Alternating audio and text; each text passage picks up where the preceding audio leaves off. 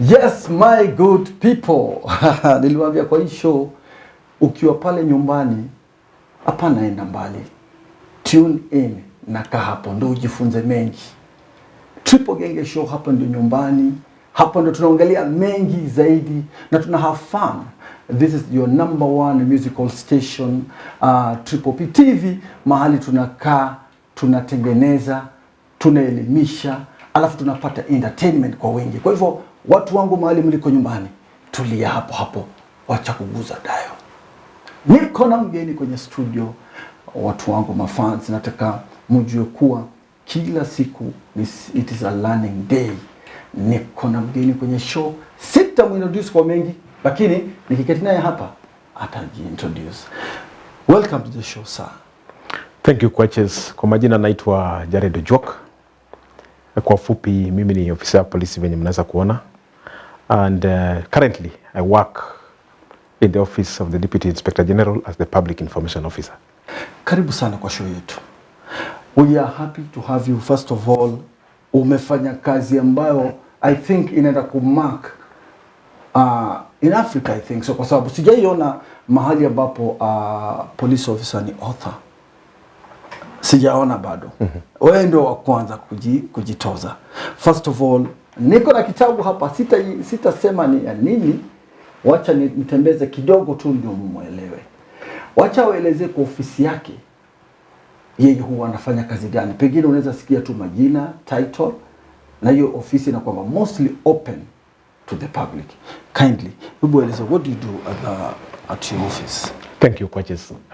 Kila siku nikiamuka, kazi ya kwanza ni kutaka kujua kile kimeendelea katika nchi, na kutoka hapo kuwaeleza wananchi yale tumeona kama polisi, ambapo hiyo kazi inaitwa Office of the Spokesman.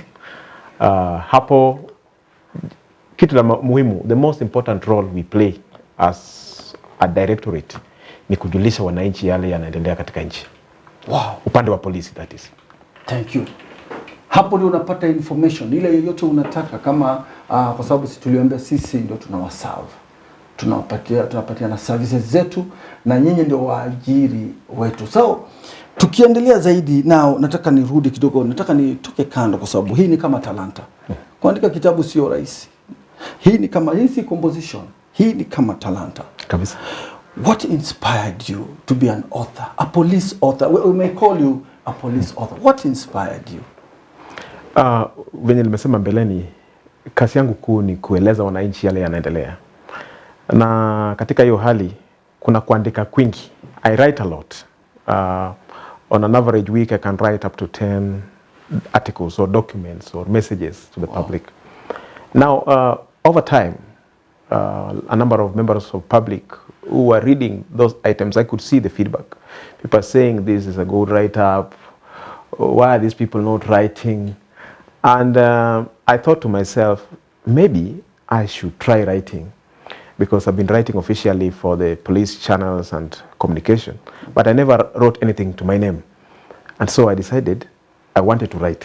Sure.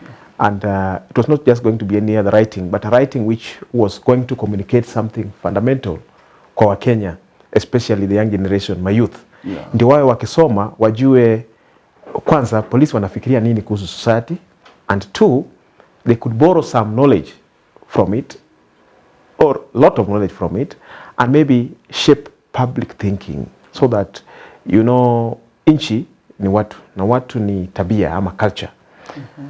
Wakati watu wengi wanafikiria kuhusu mambo fulani kwa njia fulani, kuna kuanga na amani. That is, there's more cohesion when people think in a certain way, and the only way to influence that thinking ni kuwawekea kitu ambacho wanasoma, they can refer and say this is how we may look at it. And so I thought writing should be the way to go. And maybe I think the young people who are borrowing from this, you know, young people wanafikirianga because recruitment inakuja very soon, na ikija young people wanafikiria wakiingia kwenye polisi they cannot have this, hawezi pata hii fursa ya uandishi wa vitabu. Which encouragement can you tell a young person who is watching you now and who is admiring the position you're in and what you're doing? Thank you. Ningependa kusema kwamba polisi wa leo ni polisi ya wasomi. Nikiongea na wewe hivi, kuna wengi ambao wako na PhD. Na kuna wale wanasomea masters, kuna wale wanafanya hiyo PhD. Kwa hivyo professionalism kwa polisi ni kitu tunatilia maanani kabisa. Ndipo ninaweza kusema kwamba kuingia polisi ama kuwa police officer haimaanishi kwamba sasa huwezi kuendelea na ndoto yako. Kwa mfano wewe KWACHEZZ ni police officer, na vile vile AFANDE na SWAGG msanii you are entertaining us. So talents, God given talents like writing, art. Juzi nimeona officer fulani ambaye anachora kabisa. She's a lady. She's a lady. We will bring her on the show. So it means ukiingia na hiyo talent yako, ile speciality yako tu, utaendelea nayo hivyo tu. Hakuna kitu inakuzuia. Wow, there's a young man here called Nobody's Watching. He's asking this. Anauliza, how has the journey been as a Kenyan author, challenges and lessons learned? Au nakuuliza ukiwa pale nyumbani, pengine wanaangalia, wanataka kujua zaidi. Swali hili nadhani kwamba si kwa polisi pekee, lakini kwa authors wengine, kwa sababu katika hiyo harakati ya kuandika, nimekuja kukutana na authors wenzangu from the universities, from colleges, and the story is the same. Authorship is challenging, because it requires time. But most important is persistence. Don't give up. There will be challenges along the way, especially because authorship requires that you imagine things, because this is fiction. So there's no script, but your imaginative mind, and a few people in any population usually have authors. People will be creative in their thinking. So if you identify you have the urge to write, just start it now. Start with a small idea, grow it. They say you will grow as you go. You really will, because talking from experience, when I first wrote the first 3 chapters of this book, I didn't know where the material up to the 13th chapter would come from. But every time I would imagine something and put it down. And so the book grew. Today it's a reality. Wow. So don't give up. And does the challenges fall under financial oriented? Because sometimes the people say finances and they have ideas, but now maybe finances. Unaweza ambia nini wale wanatizama? Finances zinaleta shida. Do you have the challenges? Partly, but the most important thing, according to me, from my experience, is the ideas. When you have the idea, finances will come. So follow the idea, not the finances. Okay. When you have the idea, the finances will come. First, get the idea, because there are many ways to go about it. You can spend your money. But if you are brilliant enough and your ideas can convince the world, and I believe our youth have that capability, do your text and sell the idea to any publisher. They will look at it, and who knows, you could just be the next big name in this country. Now, this question may be someone, mtu anaweza furahia sana kusikia. Your family is the police family. Wamekusupport kwa hii kazi. What is the reception with this book? Whether this book is called When the Ancient Tree Falls. Usimaende lugha yangu. Sometimes ni geographical accident. So, lakini bora umeelewa. When the Ancient Tree Falls. Nafikiri unaweza, my director unaweza zoom in one by Jared Ojuok. Ni yake na yuko hapa. This book. Hata tuelezea zaidi vile mnaweza ipata na vile mnaweza pengine ukitaka kwenda store gani, ama ataelezea tukizidi kuendelea na discussion kwa hii topic. Please keep on following us on our social media, Triple P TV. This is Triple Genge Show, all social media, Facebook na Instagram, Twitter. Tuko kila mahali. Na pia mkumbuke kuwa tuliwaambia kuwa tukizidi kudiscuss vitu kama hizi, ndio unazidi kupata msukumo wa kufanya mambo mazuri kwenye mitaa. The reception about the National Police family. Fantastic. When the book came out and I gave the first copy to my DIG, Mr. Edward Mbugua, he was so happily surprised. And he encouraged me. Actually, he's going to be my chief guest during the launch, which is going to take place on 1st of April at the University of Nairobi Auditorium. Likewise, my colleagues, every time I receive calls, people want copies because they want to associate with police writing, which is very, very positive. I appreciate my colleagues in the service for that huge support. And I know it's not just for me, it is for us as police, because this is huge. From the responses I'm receiving from people, the book is well written. And so if there was any missing link, you said earlier that you are not aware of any police writers, but I want to tell you they have been there. Maybe it's not just publicized enough.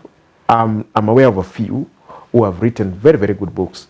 This is just one of the many. And for that reason, I think our police service, they've supported. And this is just going to be one among the series that will follow, because I'm sure those officers listening to this discussion right now, probably somebody was about to make that decision. This is the time to make it. Go ahead and write. Because the world has been, the world as we know it today is because of the information that is going around. The information that you know. And how do you know? By reading. Reading influences society hugely. Wow. Now, wanaweza uliza kuwa, are they also invited? You know, our fans wanapenda sana polisi, kucheza na polisi kidogo. Utasikia ukiuliza, na sisi, are we invited? Najua, why not? Why not? Come for your signed copy. I'll autograph it for you on 1st of April at the University of Nairobi. Come for it. This in my own handwriting. Angalia vile yangu my director unaona vile alinisainia yangu to KWACHEZZ with the signature here.